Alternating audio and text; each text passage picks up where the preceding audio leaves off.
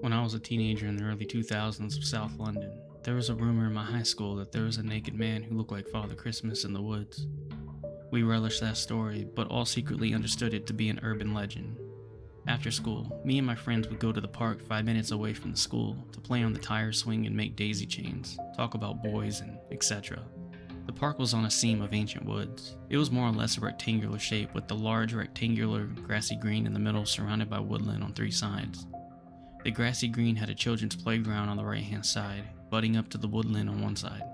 The children's playground was large, with an assortment of equipment for both young and older children, and was gated off from the rest of the park by 2-meter-high metal railings. One summer's evening after school, we were hanging out in the children's park by the tire swing, as we usually did, when I noticed an unusual movement in the trees that bordered the other side of the metal railing. All I could see was a mixture of green and brown tones amidst the shadows of the woodland, so I approached the metal railings of the children's park to get a better view. The woodland had a kind of opening in it, at the center of which stood a large old oak tree. Dappled light filtered through the canopy to the foot of the oak tree, forming a natural stage before the audience of a children's playground. As my eyes began to focus, I realized that right in the middle of the stage was a young man, about 30 years old. He just stood staring at us, a group of 3 teenage girls in their school uniforms. Our eyes transfixed for a moment before I looked down and screamed. My eyes locked on him in terror, but he did not avert his gaze. He just stood there watching us while completely naked, doing you-know-what vigorously. My friends ran over to my side and followed my eyeline, horrified. They grabbed me, pulled me out of my shock and out of the park, and we ran home. It was just before the time when mobile phones were ubiquitous, so we did not call the police, and that was the end of the matter. But 20 years later, I always wondered if that man went on to do anything worse. There was another incident that happened a little while later, but I don't know if it was connected.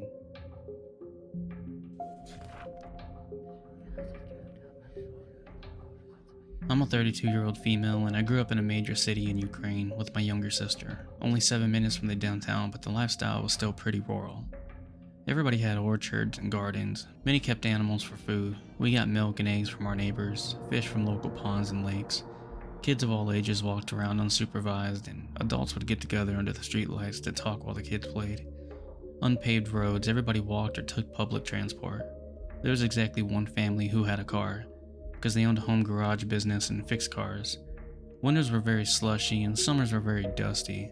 Electricity was very unstable, and we spent many nights in the dark. A piece of cloth dipped in oil makes for a great candle. We were that damn poor. Our mother was an alcohol addict, falling down in the street in the mud type of alcoholic. No dad. I always wanted a dad. When I was about 8 or 9, she met a man with his own apartment in a more city-like area. The apartment had heat, our house did not, so we started staying there for winters. To get there, we had to walk between 2 mountains in these woods, and right before, or after, depending on direction, there was an open-air market that also had some kiosks, which mostly sold alcohol and tobacco products.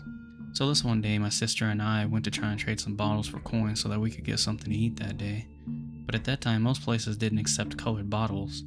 With disappointment, we walked to my mom's boyfriend's place through the woods, and this man comes out of nowhere and says how he's been watching us and that he felt bad for us. He then asked us if we wanted some money. Of course, 2 hungry growing kids couldn't resist the offer, so we followed him as asked. He leads us to this tiny corner with a bush and drops his pants. I immediately felt terrified and grabbed onto my sister. He asked us to touch him, but I refused, and I was kind of the spokesperson for us both, being the older one. And then he starts to pleasure himself.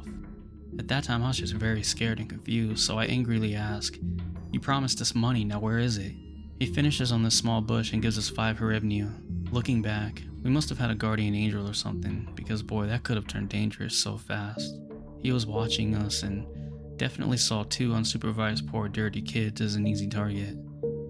People like our mothers just shouldn't have kids. We got very lucky. She passed from drinking and we were sent to the orphanage where eventually we got adopted to the USA, both of us. But so many aren't so lucky, and I've always wondered, why me?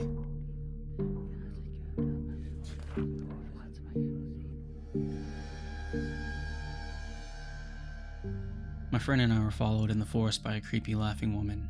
I'll preface this by saying that we were 12 or 13 at the time, and my friend and I often snuck out of either of our houses during sleepovers for late night walks. This was the basis of this terrifying encounter, and it stopped us from ever sneaking out after dark again. My friend lived opposite of a huge forest, so her house was the preferred choice to sneak out of for us to roam around at night. Mostly because the forest was more scaring and thrilling this way, and we always took flashlights, food, and blankets so we could camp out for a couple of hours before going back home. Well, on this fateful night, we inadvertently fell asleep instead of staying awake, so when my friend suddenly jolted me from sleep, it was past 3 a.m., a lot later than we usually snuck out. We grabbed our essentials and creeped out of the back door and into the cold and dark night. The frost would crunch underfoot as we crossed the deserted road, and as we reached the entrance to the forest, we noticed how pitch black and completely silent it was, unnervingly so. We turned on our torches and stepped onto the uneven path to the forest, the light illuminating the trees swaying in the icy wind. We stepped on fallen sodden leaves and bark as we made an unsteady but familiar way into our favorite part of the forest, our cold breath the only noise to invade the deafening silence. We reached the small hut that we constructed one afternoon made entirely of sticks purely for the purpose of having some shelter for our campouts. There were times that the vandals or other kids damaged our hut, but for the most part it stayed intact. But on this occasion, it was completely destroyed, like a harbinger of worse to come.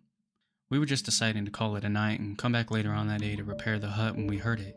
This loud shrieking giggle that made the hair on the back of my neck stand up. My friend and I jumped in shock and looked at each other like, what the fuck? We were completely freaked out. The eerie and unnatural giggle rang out again, contradicting the silence and making my body break out in goosebumps. Someone is in here, my friend whispered to me, looking utterly terrified.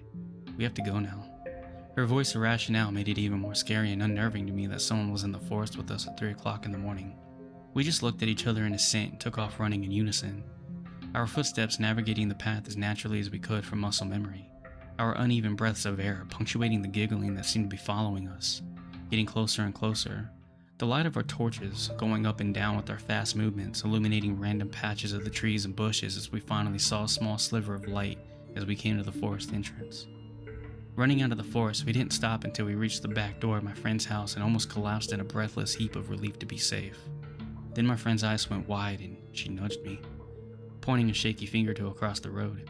A haggard woman of indeterminate age was standing at the forest entrance, giggling that awful, horrifying giggle, and was waving over at us. We screamed and ran inside and looked out of my friend's bedroom window through the smallest gap in the curtain, and we could still see the woman standing there. And worse yet, she was staring right at us, as if she knew we were there. We could tell that she was still giggling that hideous, appalling laugh. She turned very slowly and walked back into the forest again. We never went back to that forest, nor did we ever go out after dark again.